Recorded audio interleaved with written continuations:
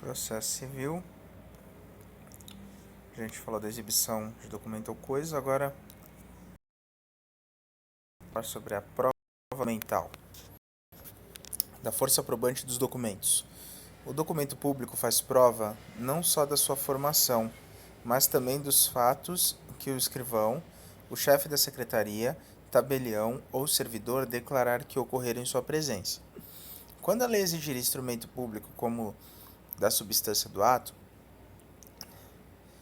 nenhuma outra prova, por mais especial que seja, pode suprir-lhe a falta.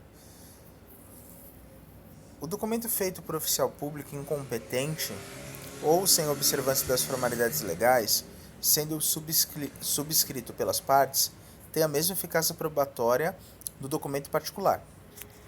Então, se um oficial público que não tinha competência para elaborar aquele documento que deveria ser público, ele não vai ser público.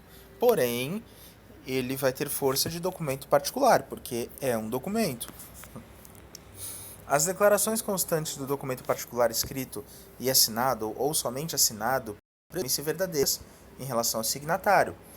Quando, todavia, contiver declaração de ciência de determinado fato, o documento particular prova a ciência, mas não o fato em si, incumbindo o ônus de prová-lo ao interessado em sua veracidade, aquele que tem interesse na verdade daquele documento, tá?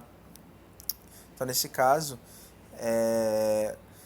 o documento ele contém declaração de ciência de determinado fato, mas ele não prova exatamente o fato, ele prova que a pessoa tem ciência do fato, tá? Aí, nesse caso, incumbe a quem tem o ônus da prova, ao interessado na veracidade daquele documento, de provar, né? A data do documento particular, quando a seu respeito surgir dúvida ou impugnação entre os litigantes, provar-se-á por todos os meios de direito. Parágrafo único. Em relação a terceiros, considerar-se-á datado o documento particular quando, no dia em que foi registrado, desde a morte de algum dos signatários, a partir da impossibilidade física que sobreveio a qualquer dos signatários, da sua apresentação em repartição pública ou em juízo, do ato ou do fato que estabeleça de modo certo a anterioridade da formação do documento. Considera-se autor do documento particular aquele que o fez e o assinou, aquele por conta de quem ele foi feito, estando assinado, aquele que, mandando compô-lo, não o firmou, porque, conforme a experiência comum, não se costuma assinar como livros empresariais e assentos domésticos. Mesmo assim, ele considera sendo autor do documento. Mas ele mandou fazer o documento, né, nesse caso, mas ele não assinou. Por conta de ser um documento que não costuma ser assinado, né? Considera-se autêntico o documento quando o tabelião reconhecer a firma do signatário, quando a autoria estiver identificada por qualquer outro meio legal de certificação, inclusive eletrônico, nos termos da lei, quando não houver impugnação da parte contra quem foi produzido o documento. O documento particular de cuja autenticidade não se duvida prova que seu autor fez a declaração que lhe é atribuída. O particular admitido expressa ou tacitamente é indivisível, sendo vedado à parte que pretende utilizar-se dele aceitar os fatos que lhe são favoráveis e recusar os que lhe são contrários ao seu interesse, salvo se provar que estes não ocorreram. O telegrama, o radiograma ou qualquer outro meio de transmissão tem a mesma força probatória do documento particular, se o original constante da estação expedidora tiver sido assinado pelo remetente. A firma do remetente poderá ser reconhecida pelo tabelião, considerando-se essa original depositado na estação expedidora. O telegrama ou radiograma presume-se conforme com o original, provando as datas de sua expedição e de seu recebimento pelo destinatário. As cartas e os registros domésticos provam contra quem os escreveu quando. As cartas e os registros domésticos vão provar contra quem os escreveu quando enunciam o recebimento de um crédito, quando contém a anotação que visa suprir a falta de título em favor de quem é apontado como credor, quando expressam conhecimento de fatos para os quais não se exija determinada prova. Pelo credor em qualquer parte ativa de obrigação, ainda que não assinada, faz prova em benefício do devedor. Aplica-se essa regra tanto para o documento que o credor conservar em seu poder, quanto para aquele que se achar em poder do devedor ou de terceiro.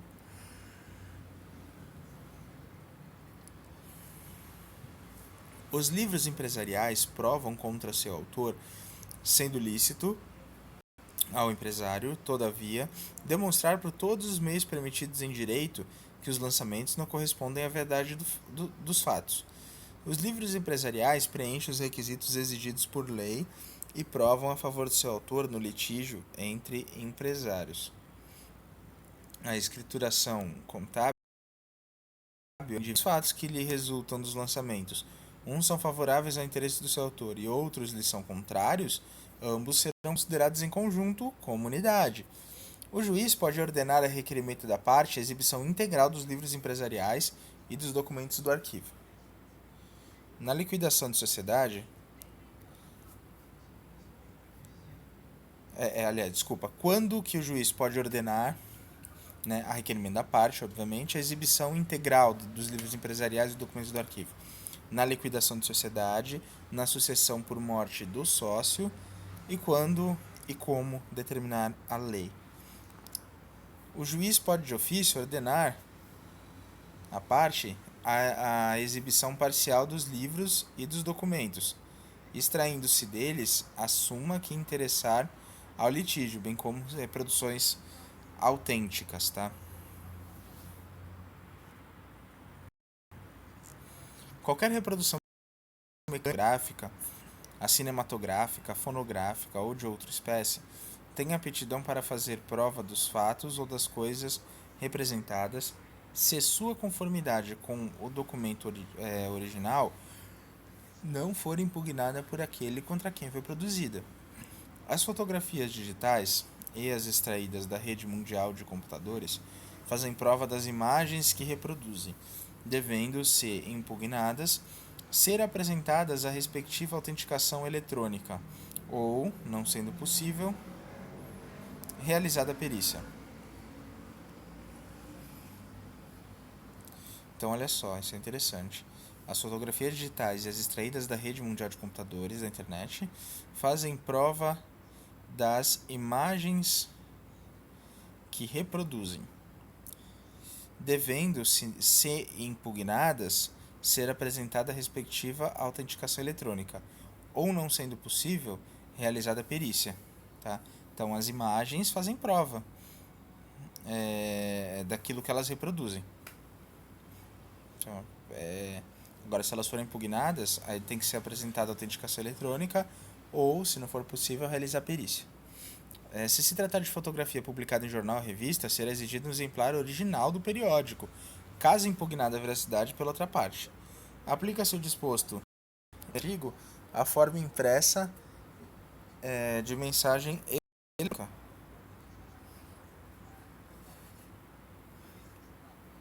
As reproduções de documentos particulares, fotográficas ou obtidos por outros processos de repetição valem como certidões sempre que o escrivão ou chefe de secretaria certificar sua conformidade com o original.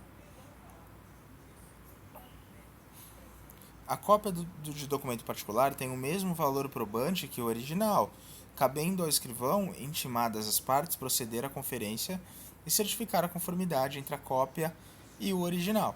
Se tiver a cópia for exatamente igual à original, for certificada tudo certinho, ela tem o mesmo valor. Faz a mesma prova que os originais. 2 pontos.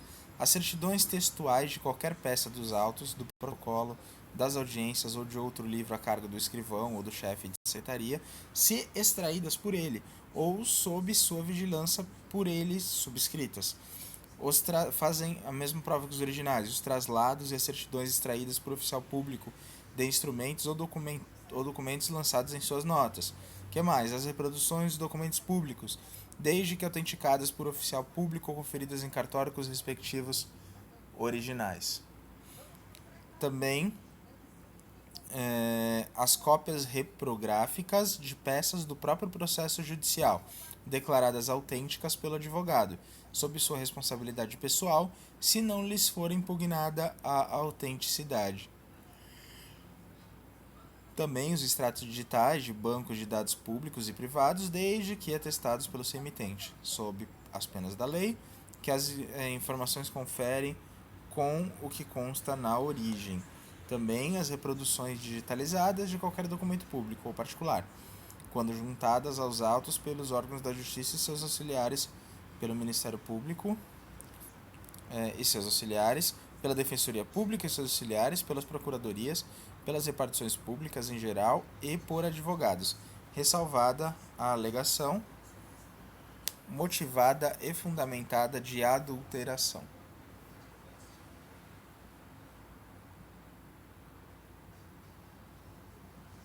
Os originais dos documentos digitalizados mencionados no inciso 6º deverão ser preservados pelo seu detentor até o final do prazo para a propositura da ação rescisória.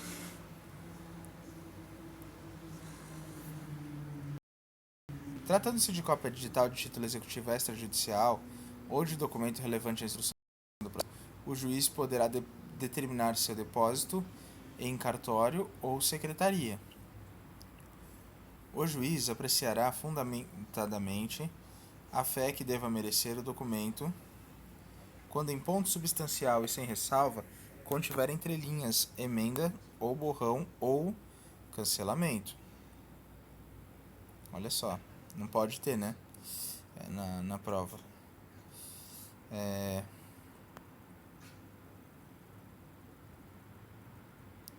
O juiz apreciará fundamentadamente, ele tem que fundamentar também, tá? A fé de que deva merecer o documento, quando em ponto substancial e sem ressalva contiver entre linhas emenda, borrão, cancelamento. Cessa a fé do documento público ou particular, sendo-lhe declarada judicialmente a falsidade. Tá? Se for declarada judicialmente a falsidade, acabou a fé do documento particular ou público. Tá? A falsidade consiste em formar o documento não verdadeiro, alterar o documento verdadeiro. Tá? Cessa a fé do documento particular quando for impugnada a sua autenticidade e enquanto não se provar a sua veracidade. Quando assinado em branco, for impugnado seu conteúdo por preenchimento abusivo. Dar-se-á abuso quando aquele que recebeu o documento, assinado com texto não escrito no todo ou em parte, para formá-lo ou completá-lo por si ou por meio de outrem, violando o pacto feito com o signatário. Incumbe o ônus da prova quando se tratar de falsidade de documento ou de preenchimento abusivo, a parte que a arguir. Quando se tratar de impugnação de autenticidade, a parte que produziu o documento.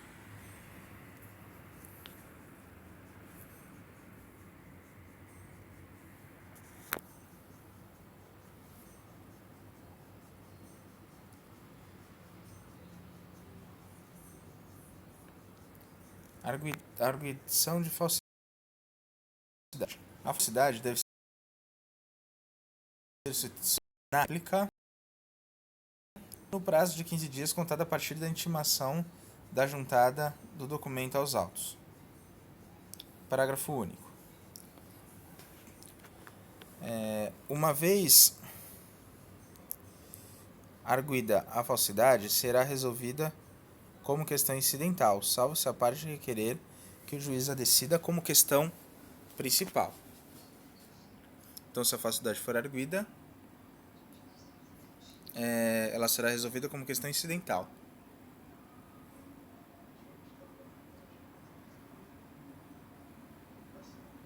Agora, se a parte requerer que o juiz decida como questão principal, também pode, tá? A parte arguirá a falsidade expondo os motivos em que funda sua pretensão e os meios com que provará o alegado. Depois de ouvida outra parte no prazo de 15 dias, será realizado o exame pericial.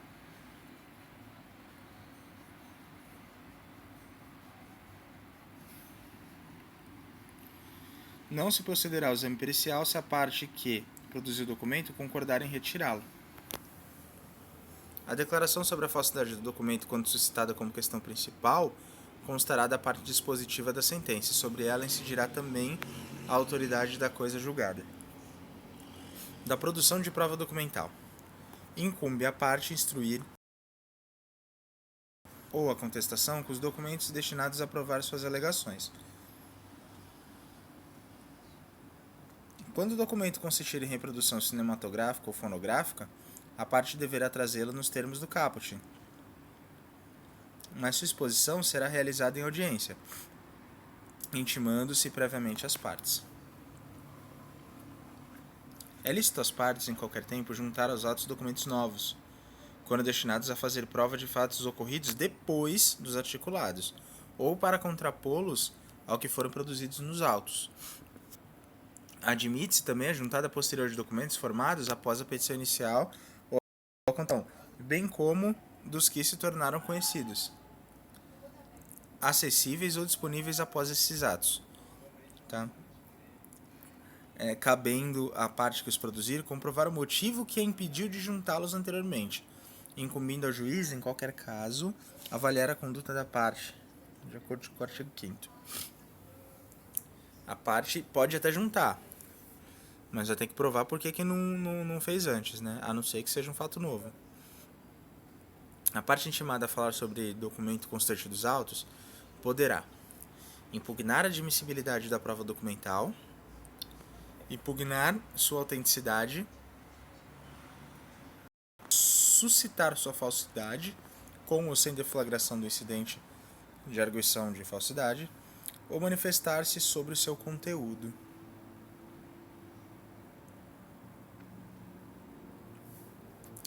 Nas hipóteses dos incisos 2 e 3, a impugnação deverá basear-se em argumentação específica, não se admitindo a alegação genérica de falsidade. Tem que ser bem específico.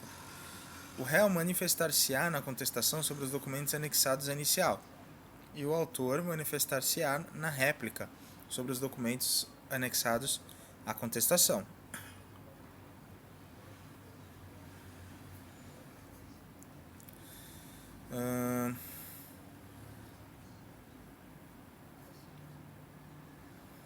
Sempre que uma das partes requerer juntar de documento aos autos, o juiz ouvirá a seu respeito a outra parte, que disporá no prazo de 15 dias para adotar qualquer das posturas indicadas. No artigo 436. Poderá o juiz, a requerimento da parte, dilatar o prazo para manifestação sobre a prova documental produzida, levando em consideração a quantidade e a complexidade da documentação. Então, o juiz, a requerimento da parte, ele vai poder dilatar esse prazo para manifestação sobre a prova documental produzida, levando em consideração a quantidade e a complexidade da documentação. O juiz requisitará as repartições públicas em qualquer tempo ou grau de jurisdição, as certidões necessárias, as provas das alegações das partes. O juiz também vai requerer das repartições públicas os procedimentos administrativos nas causas em que forem interessados a União, os Estados, o Distrito Federal, os municípios ou entidades da administração indireta. Parágrafo 1º. Recebidos os autos, o juiz mandará extrair, no prazo máximo improrrogável de 1 mês, certidões ou reproduções fotográficas das peças que indicar e das que forem indicadas pelas partes. Em seguida, devolverá os autos à repartição de origem. As repartições públicas poderão fornecer todos os documentos em meio eletrônico, conforme disposto em lei, certificando pelo mesmo meio que se trata de extrato fiel do que consta em seu banco de dados ou no documento digitalizado. Dos documentos eletrônicos. A utilização de documentos eletrônicos no processo convencional dependerá de sua conversão à forma impressa e da verificação de sua autenticidade. O juiz apreciará o valor probante do documento eletrônico não convertido, assegurado às partes o acesso ao seu teor. Serão admitidos documentos eletrônicos produzidos e conservados com observância da legislação específica.